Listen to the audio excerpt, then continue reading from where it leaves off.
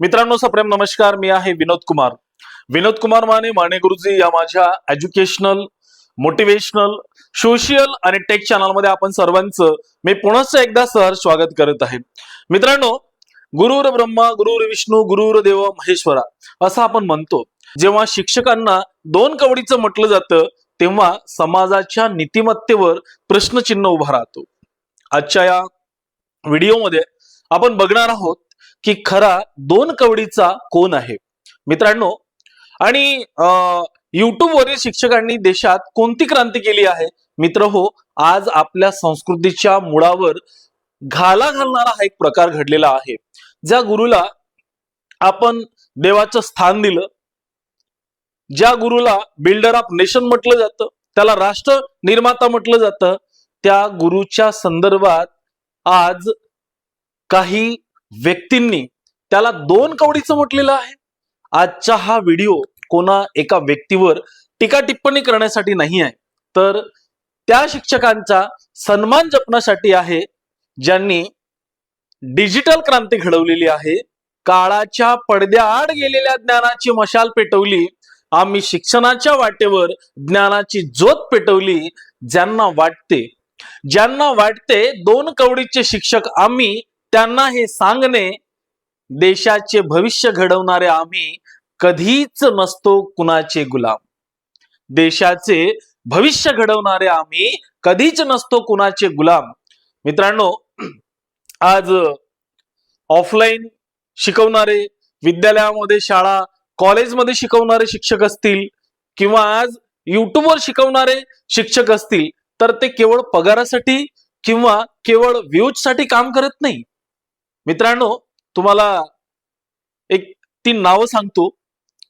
अलक Pande sir असोत, Khan sir असोत किंवा विकास दिव्य कीर्ती सर असोत, या शिक्षकांनी काय केलं माहित आहे तुम्हाला? त्यांनी IIT, नीट आणि UPSC सारख्या परीक्षांचे स्वप्न पाहणाऱ्या गरीब गरजू विद्यार्थ्यांना मोफत, फ्री आणि नाममात्र शुल्कामध्ये त्यांनी शिक्षण दिले. ज्यांच्याकडे महागड्या क्लासची फी भरायला पैसे नव्हते, त्या मुलांनी आज या युट्यूब शिक्षकाच्या माध्यमातून यश मिळवले आहे.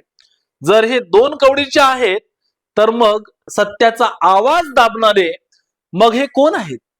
मित्रांनो, अलक पांडे सर, ज्यांची फिजिक्सवाला म्हणून ओळख आहे, ज्या कोचिंग क्षेत्रात लाखोची फी आकारली जायची, तिथे अलक पांडे यांनी अत्यंत नाममात्र शुल्कामध्ये गुणवत्तापूर्ण शिक्षण दिले. केवळ ऑनलाईन शिक्षण नाही, तर नोएडा सारख्या ग्रामीण भागामध्ये विद्यार्थ्यांसाठी मोफत लायब्ररी उभी करून त्यांनी जमिनीवरचे काम केलेलं आहे. मित्रांनो, खान सर, आपण सगळे ओळखतो खान सरांना. खान सरांनी शिक्षणाबरोबर आरोग्य क्षेत्रामध्ये काम केलं. त्यांनी केवळ 7 रुपयामध्ये रक्त तपासणी आणि 25 रुपयामध्ये एक्सरे देणारे रुग्णालय सुरू करून त्यांनी समाजासाठी एक आदर्श ठेवला आहे. जे सरकारलाही करणं शक्य झालं नाही, ते त्यांनी करून दाखवलेलं आहे.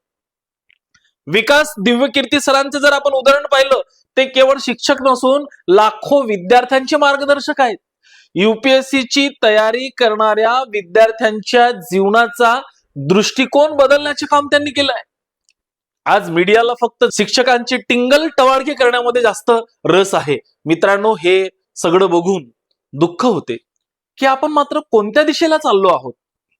मित्रांनो, सत्याचा आवाज दाबून पैशासाठी नाचणारे तुम्ही, सत्याचा आवाज दाबून पैशासाठी नाचणारे तुम्ही, कसे सांगाल आम्हास दोन कवडीचे आम्ही, देशाचे वास्तव मांडताना ज्यांची लेखणी थरकते. एकंदरीत जर आपण पाहिलं तर तुम्हाला कळून येईल की प्रेस फ्रीडम इंडेक्स मध्ये भारताची जी रँक आहे ना, ती 157 वर गेलेली आहे. हे कशाचं लक्षण आहे? हे लक्षण आहे की आपण सत्यापासून दूर आणि प्रचाराच्या अगदी जवळ जातो. मित्रांनो, एक गोष्ट लक्षात ठेवा, समाजातली प्रत्येक मोठी व्यक्ती, प्रत्येक सरकारी अधिकारी आणि प्रत्येक नेता हे कोणाशी तरी विद्यार्थी आहेत. त्यांनी शिक्षकाकडूनच घडायला शिकवले आहे. आज जे लोक बोलतात ना, जे शिक्षकांना शिव्या देत आहेत, त्यांना कधीतरी या एखाद्या शिक्षकानेच अ आ इ ई शिकवलेलं असेल. मित्रांनो, खर तर ही गोष्ट आपण अजिबात लक्षात घेत नाही.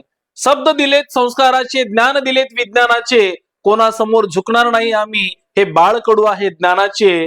मीडियाने कितीही चिखल फेकला तरी फरक पडत नाही, आम्ही शिल्पकार आहोत नवनिर्माण भारताचे. मित्रांनो, शेवटी मला तुम्हाला हेच सांगायचे आहे की आपण शिक्षकांना मानले पाहिजे. युट्यूबवर शिकवणारा शिक्षक हा आजच्या युगाचा एकलव्य आहे, जो मोफत शिक्षण वाटत आहे.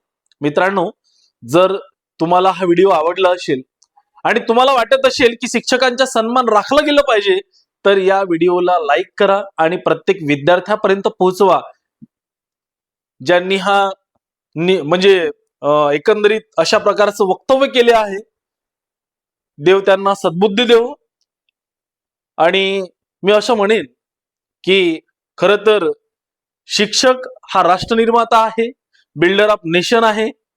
प्रत्येक जबाबदारी तो चांगल्या पद्धतीनं पेलतो आहे, करतो आहे.